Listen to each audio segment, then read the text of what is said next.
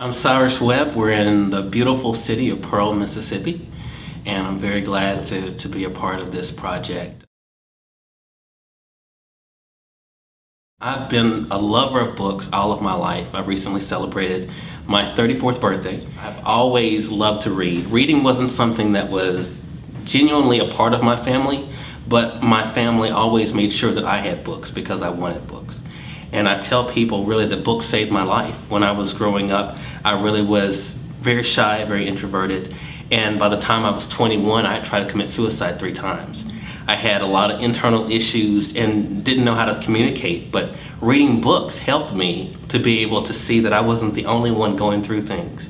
And that's why now I've made it so much a part of my life to be able to share books on a variety of topics with people, because I realize that books have that type of power, and that books live, that words live, and they do have power. So that's kind of how I got started along my journey.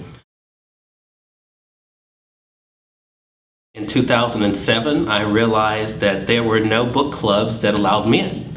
And so in Mississippi, I started the first co-ed book club, where we had both men and women come together and to discuss books.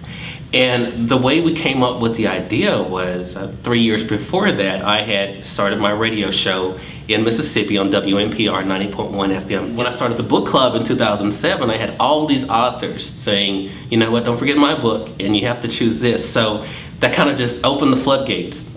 And to see people get excited about books, something that we don't always hear about, I thought was such a great thing, because it was something positive, something that both people of all different nationalities, all races, all ages could come together and really find something that they could agree on, and that was words.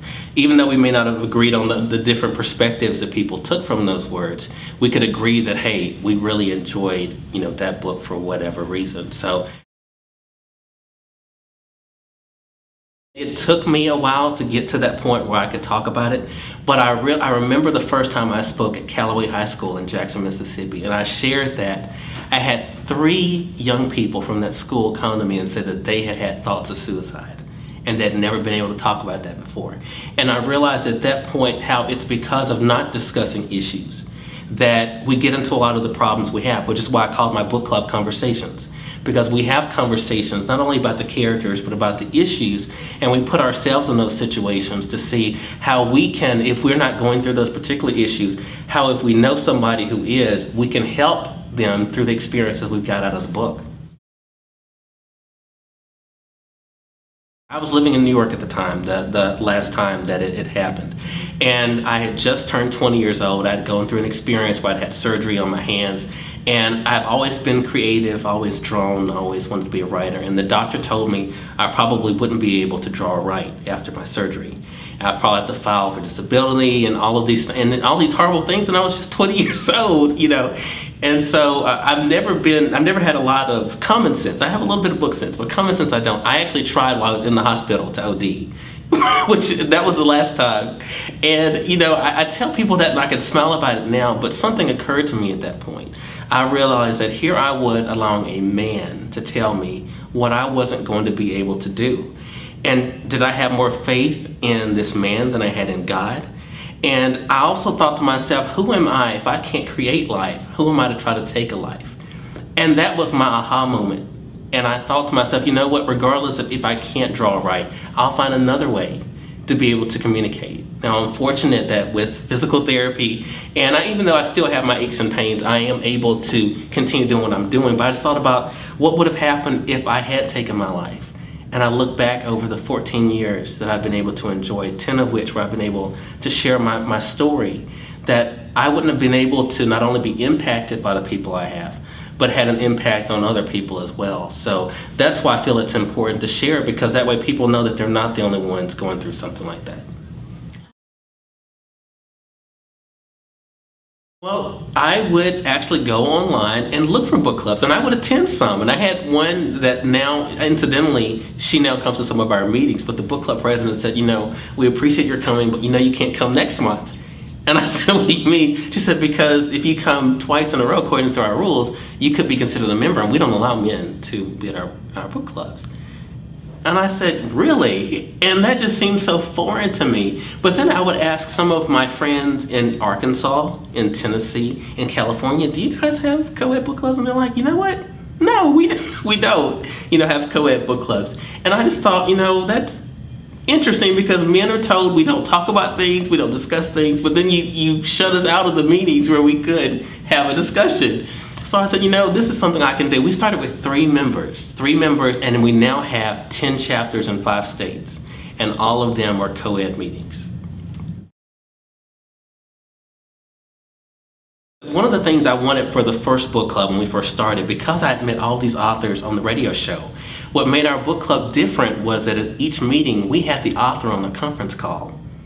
So we could not only talk about the book amongst ourselves, but the author was right there with us, and we could say, tell us what inspired that, and they would have the conversation with us. So that, of course, got the media attention here, because it was like a book club where you could actually talk directly to the author. And then we had authors say, you know what, I'd like to come. So we've had 79 authors who've actually traveled with us throughout the chapters, actually attending in person some of our meetings. We've spoken right now to over 200 authors via conference call. So it's been a tremendous asset for students to meet authors they never thought they would meet. For authors to visit states that they've never thought about, and they were surprised they would come in. When C. Murder came here, he sold 200 books in 2 days. And that was just tremendous. We would go to Walden Books, he would sell out. Go to Barnes & Noble to a book event and have over 80 people show up, half of them men, and all buy a book. It was just a tremendous experience. And for me, I never thought about it as me doing it, just being a part of something that was just waiting. People were just waiting for it. And I feel like they always say, if you build it, they will come. And I've definitely seen that happen with our book clubs. But I have to tell you, her name was Laura Turner. She's no longer with the library system anymore. She's moved on to some other things. But the only way we could make it work is someone in the library would have to stay an extra hour after it closed, because we wanted to have our meetings at 7. That particular branch closed at 6. And she, as the branch manager, said, you know what, I'll do it. I'll do it just to see what happens.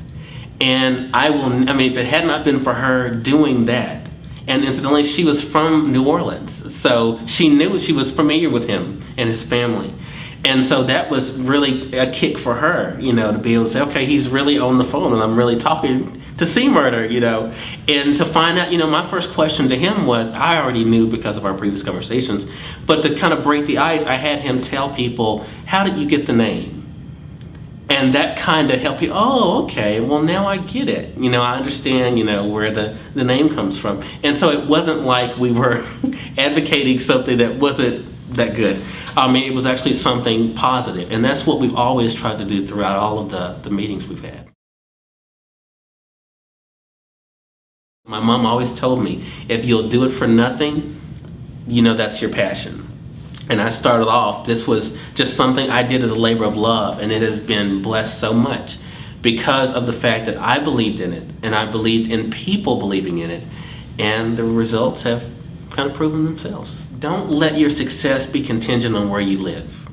Don't let your location dictate what you can do.